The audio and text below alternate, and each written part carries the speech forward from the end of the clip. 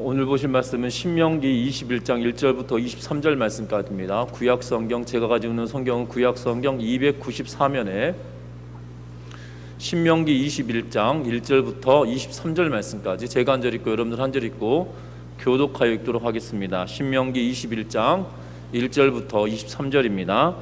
내 하나님 여호와께서 내게 주어 차지하게 하신 땅에서 피살된 시체가 들에 엎드러진 것을 발견하고 그 쳐 죽인 자가 누구인지 알지 못하거든.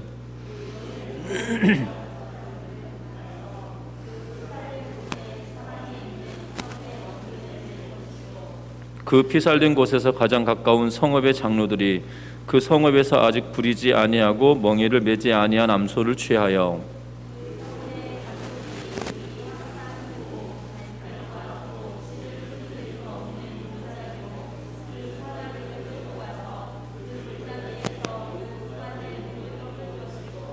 레위 자손 제사장들도 그리로 갈지니 그들은 내 하나님 여호와께서 택하사 자기를 섬기게 하시며 또 여호와의 이름으로 축복하게 하신 자라 모든 소송과 모든 투쟁이 그들의 말대로 판결될 것이니라.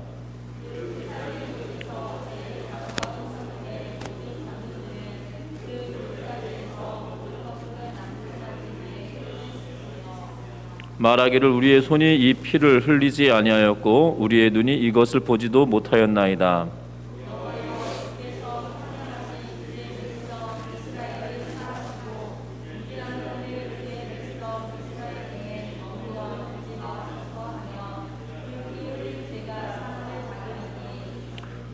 너는 이와 같이 여호와께서 보시기에 정직한 일을 행하여 무죄한 자의 피 흘린 죄를 너희 중에서 제할지니라.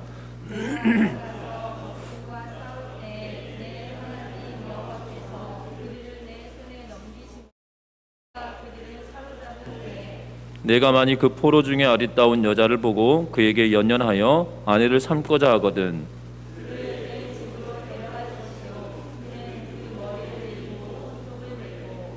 또 포로의 의복을 벗고 내 집에 살며 그 부모를 위하여 한 달 동안 애곡한 후에 내가 그에게로 들어가서 그의 남편이 되고 그는 내 아내가 될 것이요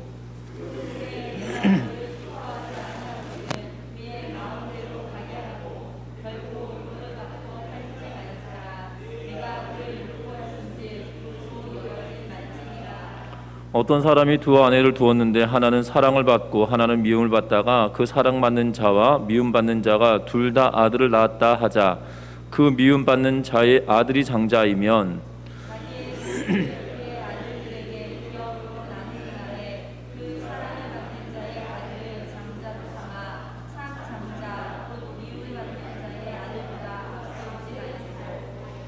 반드시 그 미움을 받는 자의 아들을 장자로 인정하여 자기의 소유에서 그에게 두 몫을 줄 것이니 그는 자기의 기력의 시작이라 장자의 권리가 그에게 있음이니라.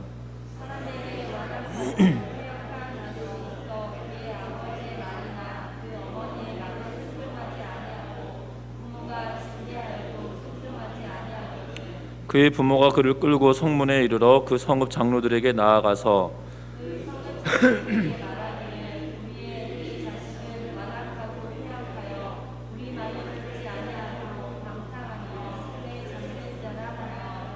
그 성읍의 모든 사람들이 그를 돌로 쳐 죽일 테니 이같이 내가 너희 중에서 악을 제하라.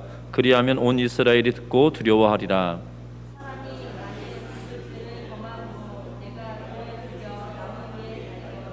같이 읽습니다.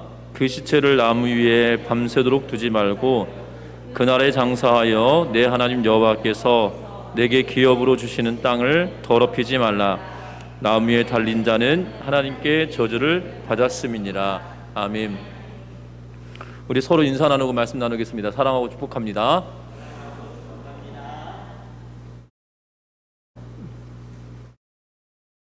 (1977년 5월에) 미국 켄터키주의 한 클럽에서 화재가 발생했습니다. 사망자는 400명이나 죽었고 130명이 부상당하는 끔찍한 대형 화재 사건이었습니다.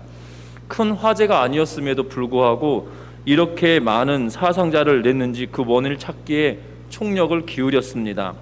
그리고 그 화재 원인은 누전에 의한 것임을 조사 결과 알게 되었습니다. 그러나 누전에 의한 화재가 어떻게 그렇게 많은 사상자를 낼 수 있었는지 사람들은 이해할 수 없었고, 또한 사람들의 궁금증은 더해갔습니다. 화재가 났으면 사람들은 대피하였을 것이고, 분명히 많은 사람들이 그 건물에서 빠져나올 수 있었을 것인데 500명이나 되는 숫자가 사상자를 냈다는 것은 그 많은 사람들이 서로 피하지도 않고 빠져나오지도 않았다라는 의미이기도 했기 때문입니다. 그래서 많은 사람들은 이해할 수 없었는데, 사고 이후 며칠이 지나서 사고 현장에서 살아나온 종업원들에 의하여서 그 사고에 웃지 못할 이유가 있었음을 밝히게 되었는데요. 이 사고는 부엌에서 주방장이 과도하게 전력을 사용하다가 누전에 의하여서 전선에 불이 붙기 시작했습니다. 그리고 화재가 났습니다. 그런데 그 시간에 홀에서는 어떠한 일이 벌어졌냐면, 유명한 코미디언이 나와서 재밌는 쇼를 하고 식사와 함께 쇼를 보는 디너쇼 같은 그러한 상황에 있었던 것이지요. 그래서 급히 주방에서 나와서 주방장과 사람들이 이 사회를 보고 있던 사람에게 이 사실을 알렸습니다.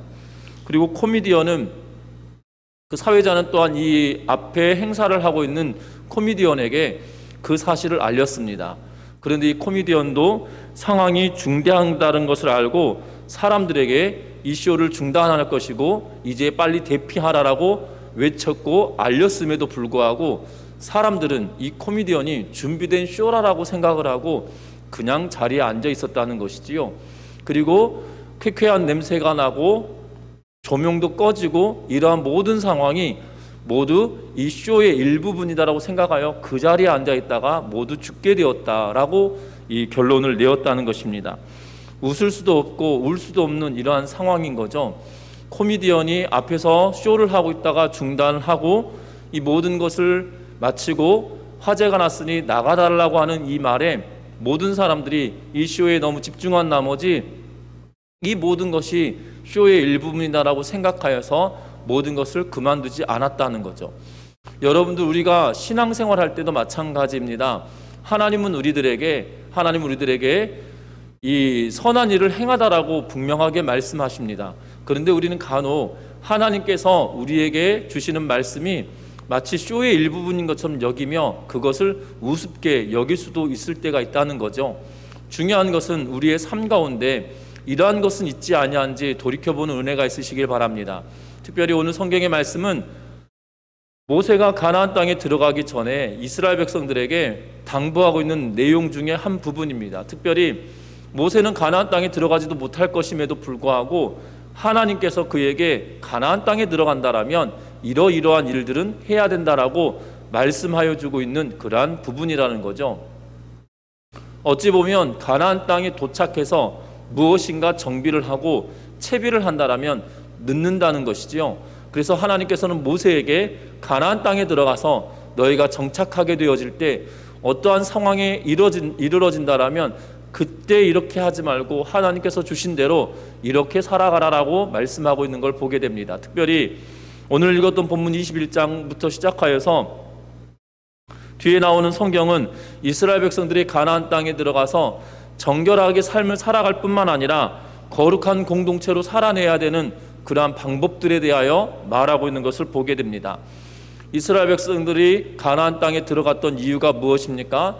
그것은 다른 것이 아니라 가나안 땅에 이미 살고 있었던 가나안 족속의 사람들이 죄악이 관영함으로, 죄악이 가득 참으로 말미암아 그 땅이 그들을 토해내는 그러한 상황에 벌어졌기 때문에 이스라엘 백성들, 유다 사람들이 그 땅을 차지하게 되었다는 것입니다. 특별히 20장 17절 말씀에 그 족속이 누구냐면 헷 족속, 아모리 족속, 가나안 족속, 브리스 족속, 히위 족속, 여부스 족속에 속한 자들이라는 거죠.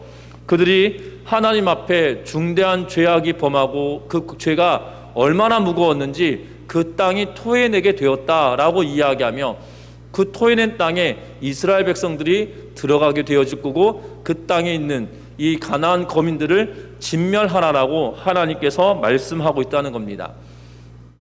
그러면 그 땅에 들어가서 살아갈 때 그 땅이 거룩하고 정결하지 않으면 어느 때든 너희도 동일하게 토해낼 수 있다는 것을 전제로 하고 있다는 거죠. 그래서 너희가 죄를 짓지 아니하도록 너희가 정결하게 살아가야 된다라고 하면서 우리 이 이스라엘 백성들에게 모세가 하나님께서 주신 율례와 규례를 말하고 가르치고 있는 것을 보게 됩니다. 그래서 오늘 본문에 보면 1절부터 9절까지는 이 누가 죽였는지 알 수 없는 피살체라고 해야 되겠죠. 피살체가 있는데 그것에 대하여 어떻게 처리할 것인지에 대한 내용을 기록합니다. 뿐만 아니라 전쟁을 치르고 나서 여인을 취하였을 때 어떻게 대해야 할 것인지에 대해서도 말합니다. 또 하나는 자식에 대하여서도 이야기하고 있는 걸 보게 됩니다. 그리고 본문의 맨 마지막 22절과 23절 말씀에서는 무엇에 대하여 이야기하고 있냐면 무언가 큰 죄를 지어 죽임을 당한 사람을 어떻게 처리할 것인지에 대하여 말하고 있는 것을 보게 됩니다. 그래서 오늘 본문의 내용을 통해서 우리가 기억할 것이 있다라면 하나님께서는 누가 죽였는지 알 수 없는 이 살인죄에 관하여서 어떻게 속죄할 것인지에 대한 내용을 기록하고 있다는 겁니다. 특별히 어떻게 보면 억울하게 살인을 당한 사람일 것입니다. 그러한 사람이 있다라면, 그리고 그 피살체가 발견되었는데 그가 누구에 의하여서 죽음을 당하였는지 알 수 없다라면 어떻게 이 문제를 해결할 것인가에 대하여 이야기하고 있다는 거죠. 지금으로 말하면 이 미해결 사건이라고 표현할 수도 있을 텐데요. 진범을 알 수 없는 그러한 살인 사건의 현장이라는 것입니다.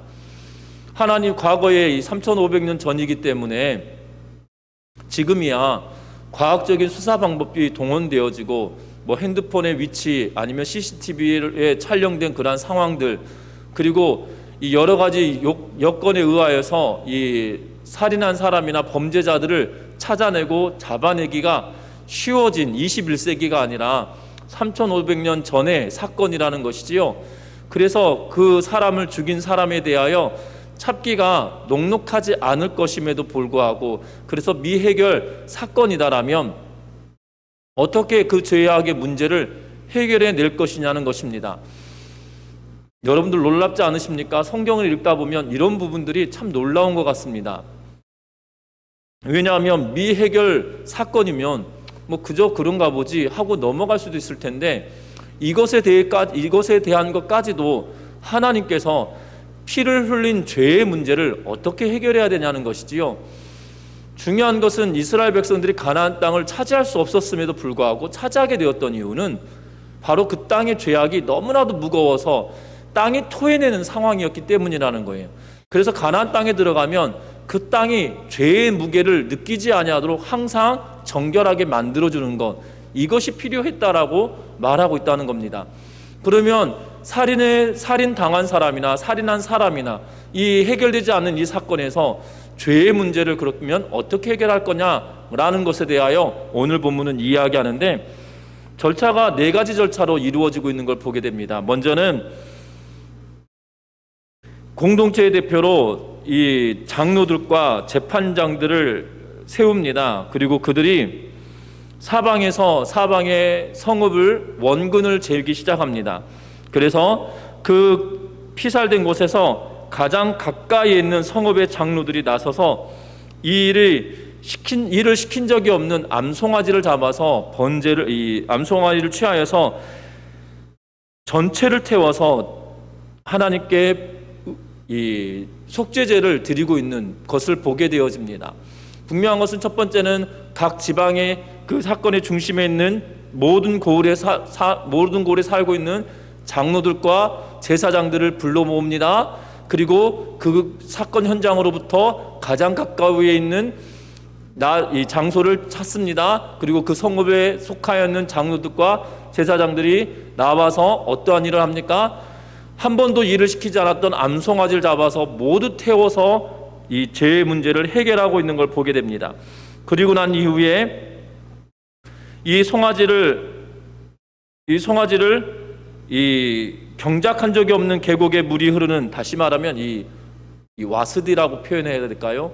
한번 홍수가 나고 나면 확 휩쓸려 내려가고 그 후로는 물이 흐르지 않는 그러한 땅, 그러한 곳에 가서 무엇을 하라고 이야기하냐면 거기 가서 목을 꺾습니다. 그리고 그 목을 꺾고, 그리고 이것에 동참했던 모든 사람들은 골짜기에 가서 물이 흐르는 물에 그들의 몸을 씻게 하고 있는 것을, 손을 씻게 하고 있는 것을 보게 되어집니다. 분명한 것은 그 어느 누구도 이 사건에 개입되어져 있지 않다라는 것이지요. 그럼에도 불구하고 하나님은 무죄한 자의 피 흘림에 대하여 하나님은 철저하게 이 문제를 해결하기를 바라고 계시는 모습을 성경을 통하여 우리는 보게 되어집니다. 저와 여러분들의 삶에서도 마찬가지이죠. 우리의 삶에서 우리는 작은 것 하나라도 하나님이 원하시고 기뻐하시는 것에서 벗어나 있다라면 그것을 돌이키고 정결하도록 우리의 삶을 바꾸어 가야 될 필요가 있다라는 사실입니다. 그런데 우리는, 저를 포함해서 우리 모두가 때로는 이런 것 같아요. 세상에 사람을 살아가는 동안에 세상 것에 취하여 살아갈 때도 있지만 그러한 것을 가지고 하나님께 나아와 우리의 죄의 문제를 고백하고 죄 용서함 받기를 서원하고 바라는 그러한 일들은 생각처럼 많지 않다는 겁니다. 특별히 우리가 회개를 하고 나면 사람은 두 가지 방법으로, 두 가지 형태로 사람이 나타나는데요. 또 하나는 이 회개에 대한 일로 말미암아 두 가지 일로 나타나는데, 하나는 어떠한 모습으로 나타나냐면, 나는 내가 모든 죄를 하나님 앞에 회개하였기 때문에 나는 깨끗한 존재이다라고 하는 생각을 하며 살아가는 사람이 생긴다는 거예요. 또 하나는 내가 하나님께 모든 죄를 회개하였다 할지라도 나같이 추악한 사람이 어디 있어? 라고 하면서 이 두 종류의 사람들이 항상 하나님 앞에 나와야 됨에도 불구하고 나오지 못하게 되어진다는 거죠. 하나님 앞에 날마다 나와서 나의 죄의 문제를 하나님께 내어놓고 죄사함 받기를 날마다 고하여야 함에도 불구하고 우리는 어느 순간 그것을 멈추고 살아가고 있을 때가 더 많다는 사실들을 기억하셨으면 합니다. 그래서 앞에서 설교할 때도 이렇게 설교하면 이런 느낌이 오죠. 나 지은 죄가 없는데 왜 자꾸 죄를 회개하라고 하고 죄사함을 받으라고 이야기하시나? 여러분들 잘 아셔야 돼요. 하나님의 뜻대로 우리가 살아가야 됩니다. 그런데 우리가 하나님의 뜻대로 날마다 사는 것이 아니라 내 뜻대로 살 때가 이 땅의 삶을 살아갈 때 더 많았다는 거예요. 내 뜻대로 삶을 살아가는 것은 하나님의 뜻에서 벗어난 일들도 있기에 우리는 날마다 새로워져야 된다는 사실이에요. 그래서 우리가 날마다 우리 자신을 정결하고 성결하게 만들기 위하여 몸부림치는 우리 전미중학교의 모든 성도님들 되시기를 주의 이름으로 부탁드립니다. 뿐만 아닙니다. 전쟁을 치릅니다. 전쟁을 치르고 가나안 족속은 다 진멸하라고 말씀하였습니다. 그런데 오늘 본문에 보니까 10절부터 시작하여서 14절 말씀에 여인이 마음에 든다라면 그 여인을 아내로 삼고자 원한다라면 이라는 표현을 보게 되어집니다. 그런데 여러분들 잘 아셔야 되는 것은 가나안 족속에 속한 모든 사람들은 모두 죽이라라고 말씀을 하셨어요. 모두 죽이든지 모두 쫓아내든지.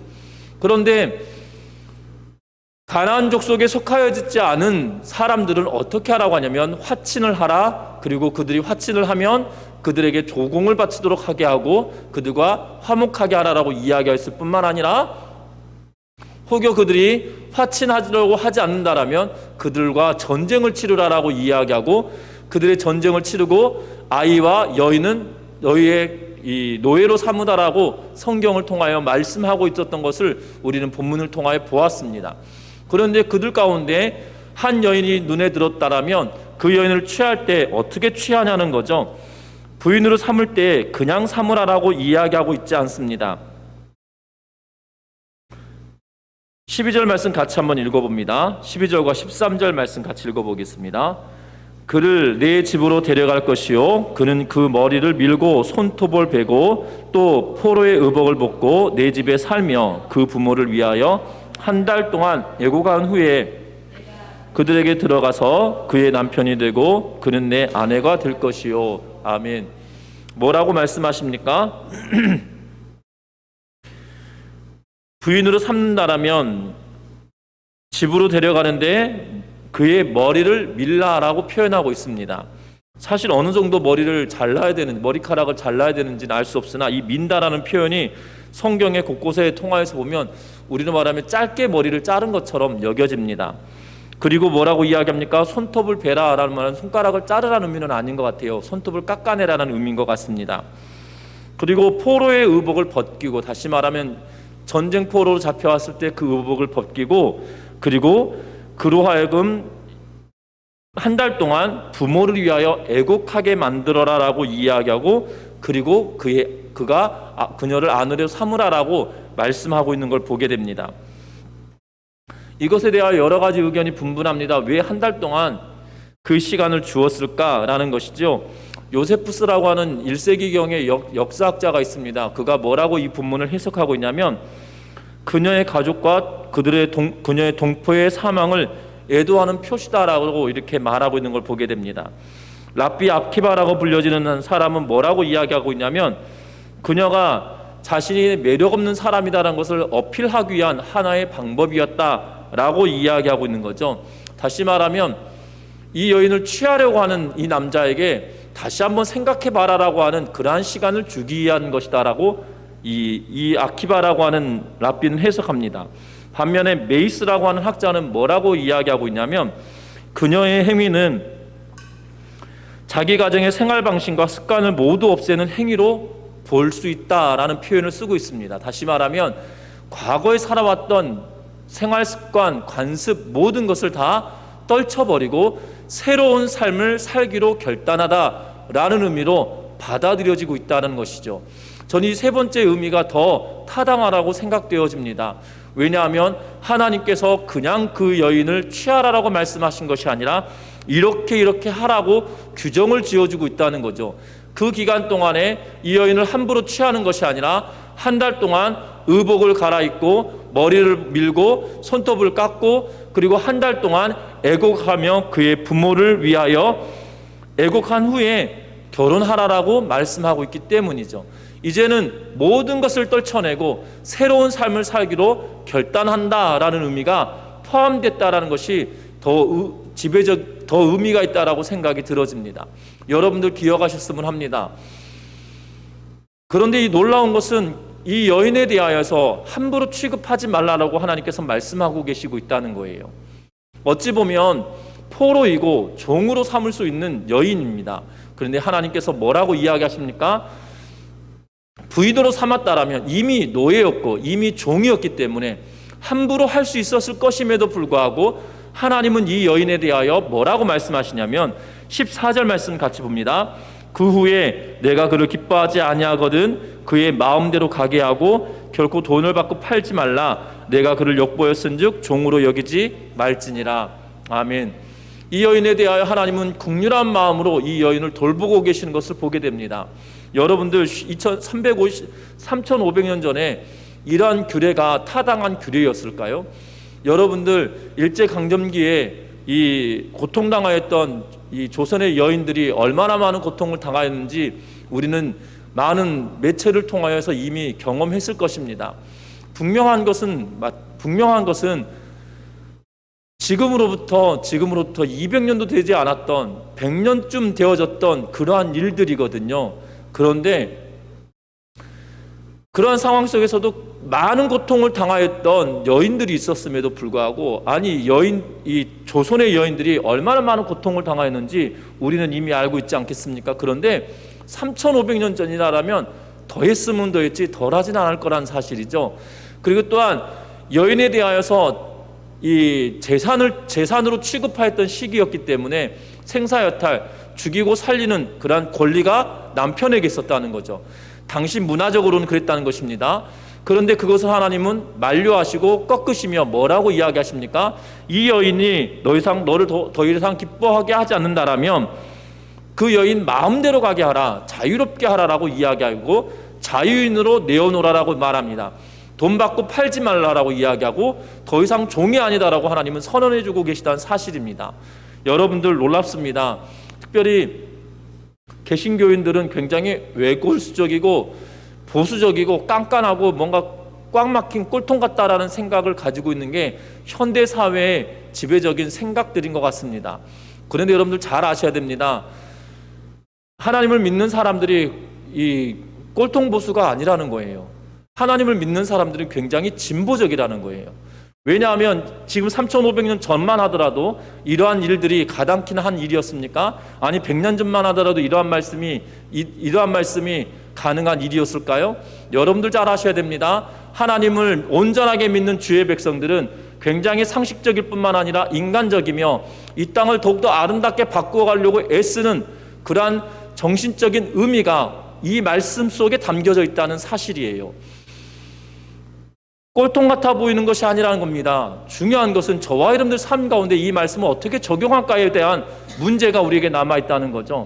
하나님은 우리의 삶에 연약한 자들을 하나님께서 돌보시고 긍휼히 여기고 계시고 있다는 사실이에요. 그럼에도 불구하고 죄에 있어서만큼은 단호하게 하나님께서 말씀하고 계시다는 것이지요. 여러분들 기억하셨으면 합니다. 연약한 자를 돌보는 긍휼한 마음이 저와 여러분들의 삶 가운데 충만하시기를 주의 이름으로 부탁드립니다. 뿐만 아닙니다. 상속 자녀들에 대한 문제를 오늘 이야기합니다. 특별히 15절부터 시작하여서 21절 말씀까지 아들들에 대한 이야기를 하고 있는데, 하나는 아들들의 상속권에 대한 문제를 이야기하고 있고, 또 하나는 폐역한 아들에 대하여 어떻게 처리할 것인가에 대한 내용을 기술하고 있는 것을 보게 되어집니다. 여러분들, 오늘 이 말씀에 모세가 이렇게 예를 들고 있습니다. 한 남자가 두 아내를 두고 있다. 하나는 사랑을 하는 아내이고 하나는 미워하는 아내다라는 거죠.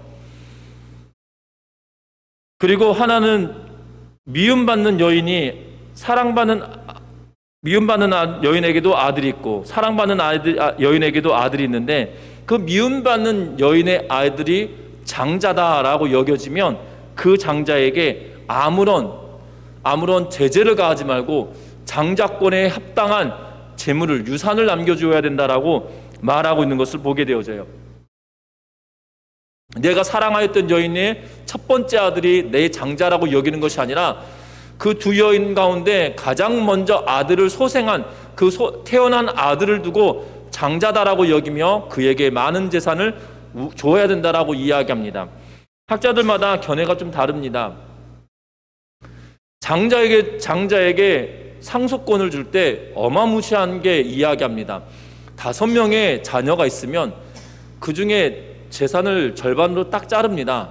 그리고 장자에게는 그 절반을 주고 나머지 4세계는 그 절반을 가지고 나누어 준다라고 이야기하는 학자도 있고요. 또 하나는 5명의 자녀가 있으면 그 모든 재산을 6등분합니다. 그리고 모두에게 각자 한 사람 명의 것을 주고 그 남은 하나를 장자에게 준다라고 설명하는 학자도 있습니다. 그래서 두 몫이다라고 표현하기도 하는데요. 그런데 어찌되었든 유대인들의 입장에서 여러분들 생각해 보십시오. 내 부모가 재산이 엄청 많으면 좋겠습니다만은 재산이 없는데 자녀는 많아요. 무슨 말인지 이해되시나요? 부모가 재산은 없는데 자녀가 많아요. 마치 흥부가족처럼 12명의 자식이 있다고 손치면 그 자녀에게 12등분을 해가지고 나누어 주는데 그 중에 하나를 더 준다라고 이야기하면 장자에 대한 권세를, 또한 특권을 애써서 받으려고 할까요? 받지 않으려고 할까요? 굳이 받으려고 할 이유가 없겠죠. 그렇지 않겠습니까? 제가 굉장히 세속적인가 봅니다. 저 같으면 그러면 나 장자 안 할래 라고 생각할 것 같아요. 우리나라 전통적으로 보면, 이 대한민국 땅에 전통적으로 보면 아들들의 장자들에게 많은 재산을 물려주는 이유가 이 문중을 지키고 또한 조상들의 제사를 지내기 하기 위하여서 수많은 재산을 그에게 넘겨주게 되는 거죠. 아닌가요? 우리는 그런 문중에서 안 살아봐가지고, 저는 그런 문중에서 안 살아가지고 잘 모르겠지만 이 어른들의 이야기가 그런 이야기를 하시더군요. 여러분들 그런데요, 그 많은 재산이 있어서 그 많은 재산 중에 하나를 받는다라면 그럴 수도 있겠지만, 적은 재산 가운데 많은 자녀들이 나누어 가진다라면 굳이 애써서 장자권을 얻으려고 애쓸 필요가 없다는 거죠. 그런데 유대인들에게 있어서만큼, 이스라엘 백성들에게 있어서만큼은 그 장자권은 특별했던 것 같아요. 왜냐하면 야곱의 형 에서가 그 장자권을, 결국 에서가 장자권을 쉽게 생각해서 야곱에게 팥죽에 팔아버린 거잖아요. 그런데 정작 아버지에게 축복을 받아야 된 장자권을 누리는 그 순간에는 뭐라고 이야기합니까? 자기의 권리를 이야기하고 얻고 찾으려고 하고 있는 것을 보게 되어져요. 뿐만 아닙니다. 성경을 통해서 쭉 살펴보면 이스라엘 백성들에게 장자의 권세를 더 얻으려고 하는 그러한 모습들을 분명하게 보고 있다는 거예요. 왜 그런지 민족성이 그렇다라면 어쩔 수 없겠지만, 그러나 인간적인 생각으로 보면 장자에게 더 특별한 무엇인가 주기 때문이 아니겠나 싶은 생각이 들어집니다. 특별히 이 장자의 상속권에 대한 문제를 모세가 다시 한번 거론하고 있는 것은 다른 것이 아니라 이러한 특별한 권리가 그들에게 있기 때문에 그들이 차서를 분명하게 하여서 어려움이나 문제가 있지 아니하도록 하라라고 하며 이것이 정결한 삶이다라고 말하고 있다는 거예요. 여러분들 잘 아셔야 됩니다. 이것이 정결한 삶이다라고 이야기하고 있는 거예요. 심지어 재산을 나누는 문제에 있어서까지도 잡음이 있지 아니하도록 정결하게 만들라라고 말하고 있다는 사실입니다. 그러면서 무엇에 대하여 이야기합니까? 패역한 아들에 대하여 말합니다.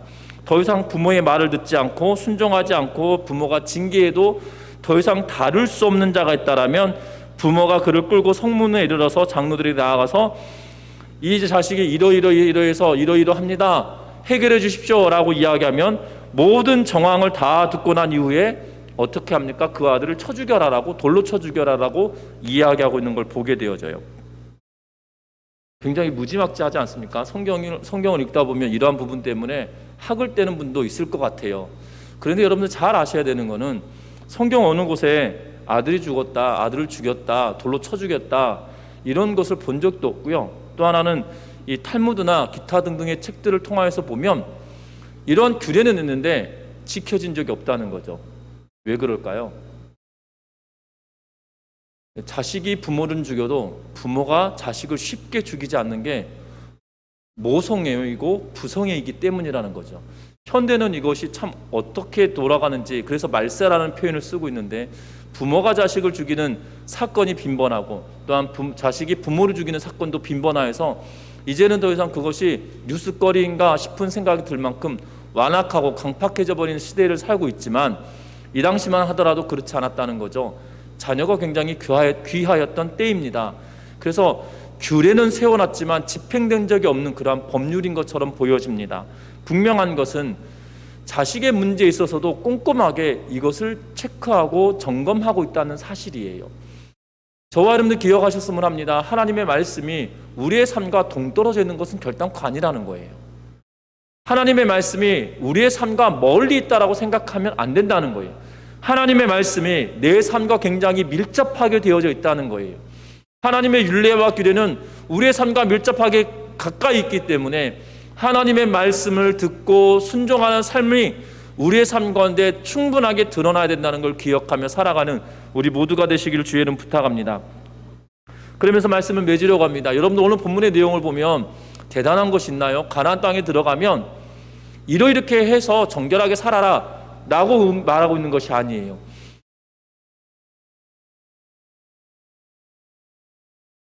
해결받지 못한 살인사건의 죄의 문제, 이것을 어떻게 정결하게 할 것인지에 대한 문제, 그리고 포로로 잡아왔던 여인을 부인으로 삼았을 때의 문제, 그리고 아들들이 장자에 대한 권리를 어떻게 줄 것인가에 대한 문제, 폐륜아인 아들을 어떻게 처리할 것인지에 대한 문제.